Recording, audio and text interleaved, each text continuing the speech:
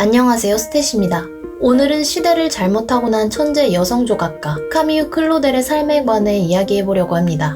카미유 클로델은 예술적 재능으론 천재에 가까운 실력을 지녔던 인물이지만 그녀가 태어났던 시대와 여성이란 성별은 그녀를 끊임없이 괴롭혔습니다. 그 괴롭힘의 시작은 그녀의 출생부터 시작됩니다. 카미유 클로델은 프랑스 북부지방에서 1864년 장녀로 태어났지만 그녀의 부모는 남자아이를 원했습니다.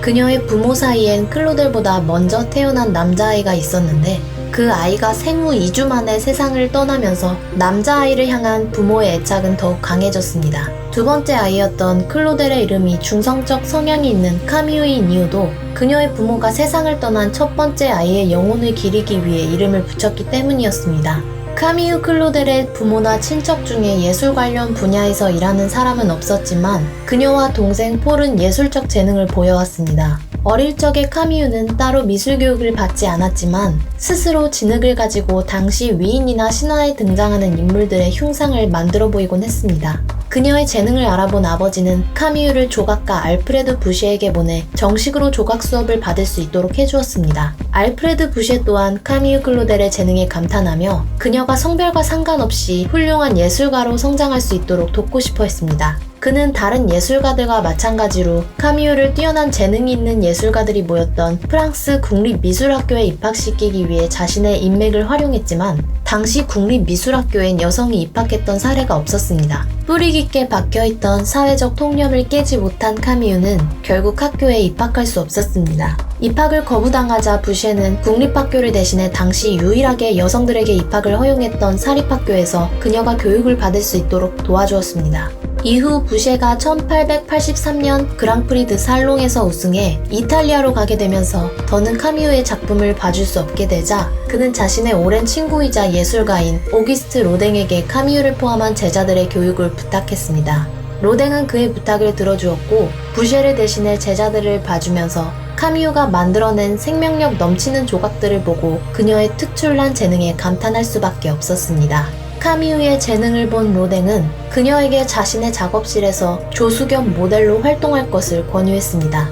카미유에게 있어 로댕과의 관계는 당시 여성 예술가로서는 갖기 힘든 여러 활동 기반을 마련하는 데 큰 도움이 되었습니다.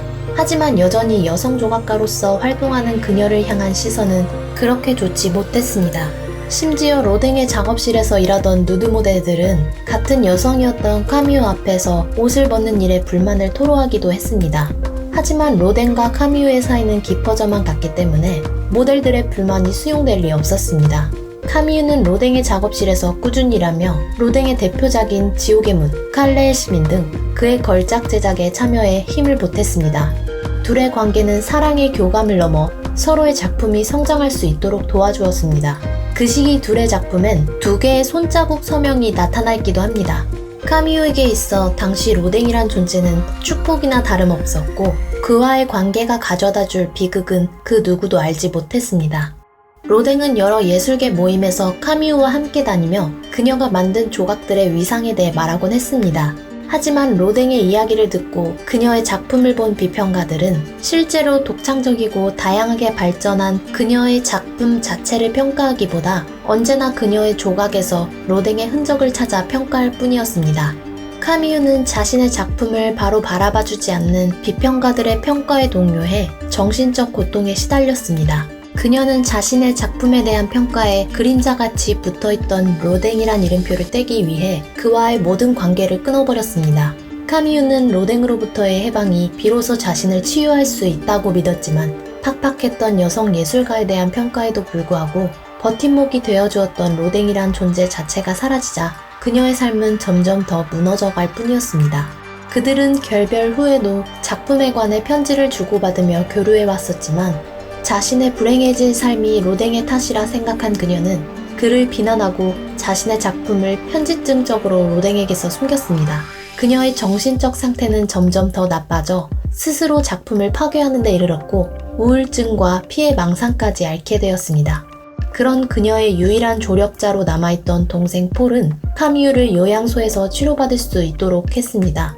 요양소에 30년간 갇혀 바깥 출입을 일절 금지당한 그녀는 요양소 생활 중에도 동생 폴에게 조각을 하고 싶다는 호소와 함께 퇴원할 수 있게 해달라고 부탁했지만 동생 폴은 이를 들어주지 않았습니다. 1943년 1월 19일 카미유 클로델은 79세의 나이에 죽음을 슬퍼해주는 이들 없이 눈을 감았습니다. 그녀는 가족과의 연고가 증명되지 않아 공동 매장처에 묻혔고 이후 카미유의 시신을 가족들과 안치하려는 시도가 있었지만 그녀의 유해를 찾지 못해 그것 또한 노력에만 그치고 말았습니다. 지금까지 시대를 잘못 타고난 천재 조각가 카미유 클로델의 삶에 대해 알아봤습니다. 오늘 내용이 유익하셨다면 좋아요와 구독 부탁드립니다. 다음 콘텐츠는 더욱 재밌는 내용으로 찾아뵙겠습니다.